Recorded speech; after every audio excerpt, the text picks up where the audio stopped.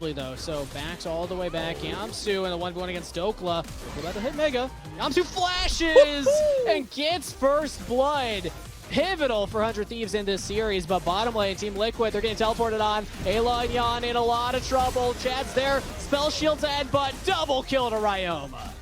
Huge plays from 100 Thieves. Difficult for teams to deal with. As He's looking for it. Ryoma. There's Paranoia. Ryoma just flashes out. 3-champ shockwave into the Paranoia. Chad's looking for it. He's taking a lot of damage though. No one's died yet. Ryoma will take down Ayla. Harry trying to retreat. No flash available. Dies as well.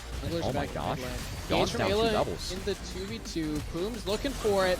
This Glacial Fissure, not using it yet. There is the Braum knockup plus the Cullen from Luger. 2v2 kill to 100 Thieves. Things up into a play style that we're more used to seeing out of them.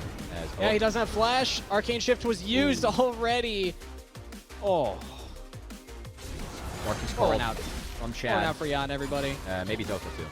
Yeah, there we go. Gamsu with another solo kill. Say to those individuals. Yeah. As, this is a bit of a schlacken coming out. That's a full culling. That's a full culling. Oh, that's so sad. Flashes away, jumps back. Dokla's here, but so is Gamsu. So is Chad. Poom will go down, but 100 Thieves now have TL very far out of their base, and they can turn the play. That's 2 more kills. Luger's just free firing here. Ayla will fall to Ryoma, and that's a 3-for-1 trade again in favor of 100 Thieves. That's a 10k gold lead before plates fall. As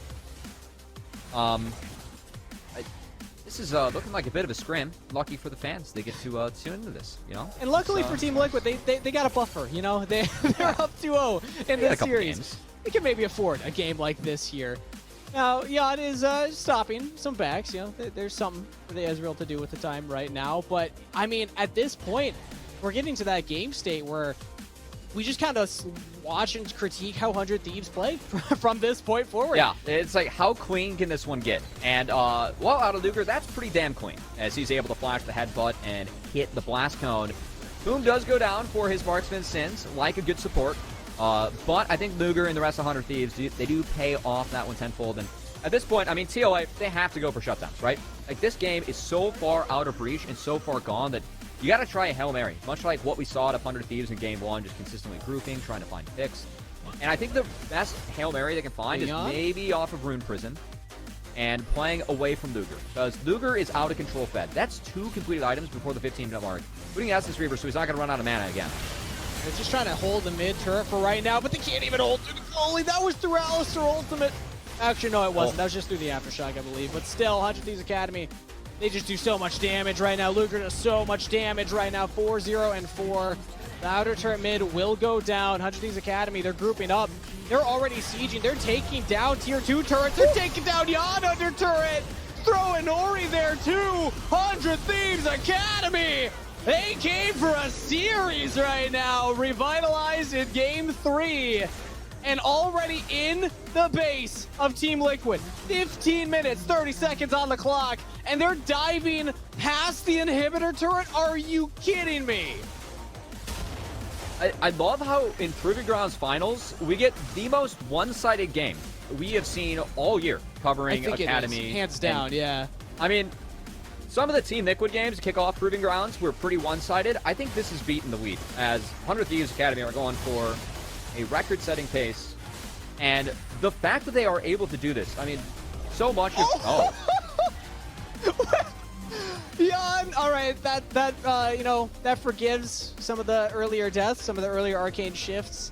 Can they get it, though? Can they get? Okay, Anori's here. Oh yeah, yeah, there we go. All right. Okay, TLA. all right. Objective secured. I was just about to talk about like momentum and momentum shifts in a best of 5, and hey, you know, TLA, they take that one to the bank.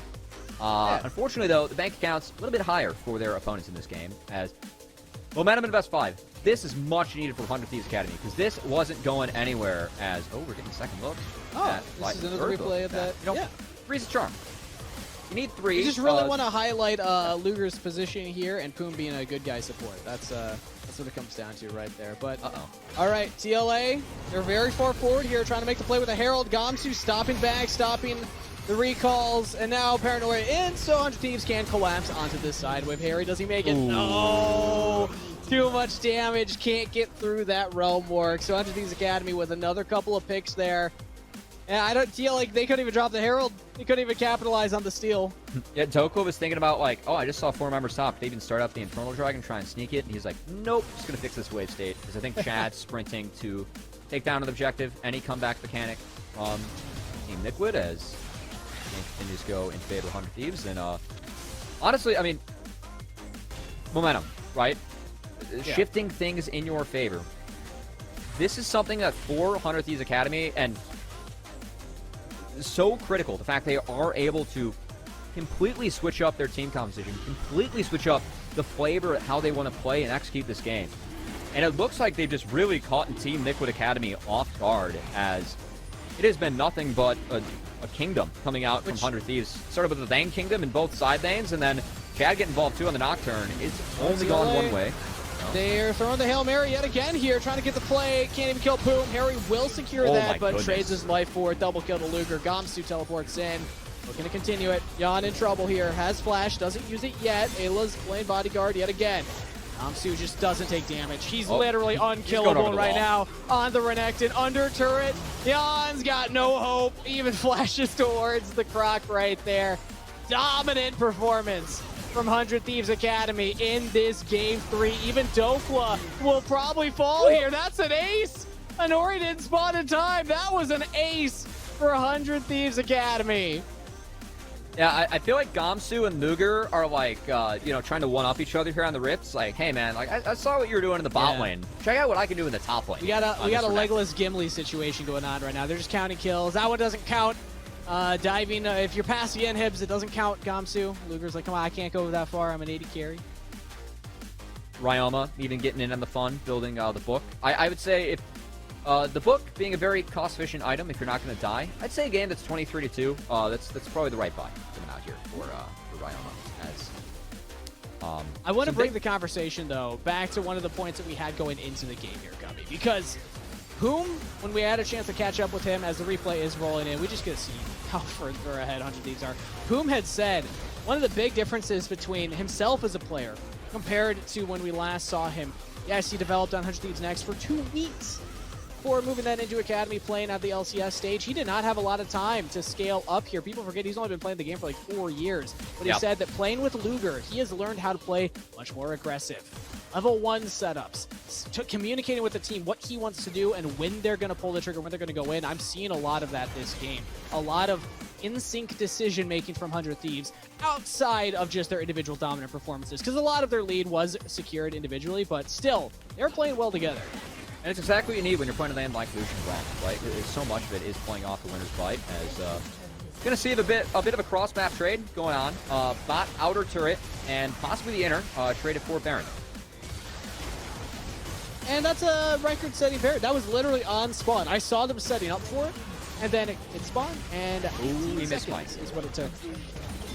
Jan did not steal that one. Could you imagine?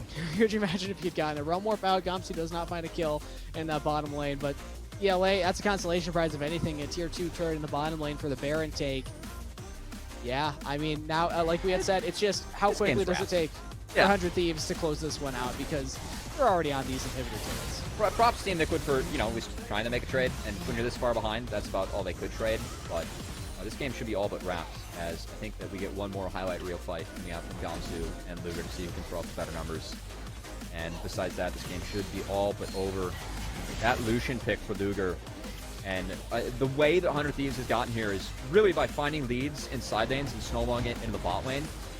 Boom and Luger didn't even need the snowball. They just had it with how dominant this lane is and how well they were able to play it. As all it took was one gank from Chad for this game to really break open. A couple nice plays from Gamsu. And we're now here, an out-of-control game state. 100 Thieves trying to put the finishing touches on. He'll try and force the fight. Ayla just goes for the engage, has to ult early just to stay alive through Luger's damage. Chad throws up Paranoia too. And Team Liquid are now retreating. Chad is very low though. 100 Thieves, you gotta be careful. Don't get sloppy with it. Make sure you can actually close out the game. Now Ayla goes for another re-engage here on the Ryoma, taking a lot of damage. One more turret shot, doesn't get him.